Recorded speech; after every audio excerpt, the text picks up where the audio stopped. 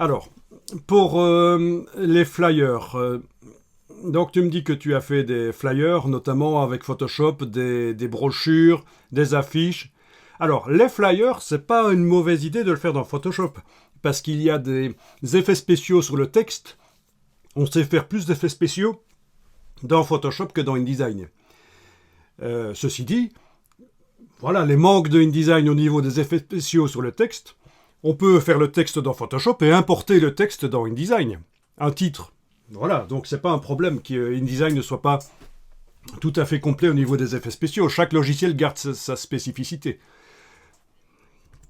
Alors, par contre, la création de logo dans InDesign, ça c'est vraiment pas à faire. Ni dans Photoshop. C'est plutôt le domaine de Illustrator qui est plutôt le travail du graphisme. Donc les logos, c'est absolument dans Illustrator. Donc il y a une question qui revient souvent dans les formations, et ça depuis longtemps, depuis des décennies, j'entends cette question régulièrement. Est-ce que à un certain moment, Adobe ne va pas réunir les trois logiciels ensemble, Photoshop, Illustrator et InDesign? Mais bien sûr que non.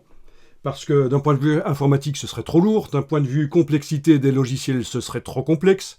Et en plus, ce sont des équipes chez Adobe, des équipes différentes qui développent ces trois logiciels. Et donc, la philosophie, les manières de faire ne sont pas les mêmes dans les trois logiciels. Ce qui pose d'ailleurs parfois des petits problèmes d'adaptation quand, en tant qu'utilisateur, on connaît les trois et qu'il faut passer de l'un à l'autre. On se dit, mais tiens, mais pourquoi est-ce qu'ils n'ont pas fait présenter ça de la même manière dans Illustrator et dans Photoshop ou dans Illustrator et InDesign? Mais c'est parce que c'est des équipes différentes suite au rachat d'entreprises successifs chez Adobe.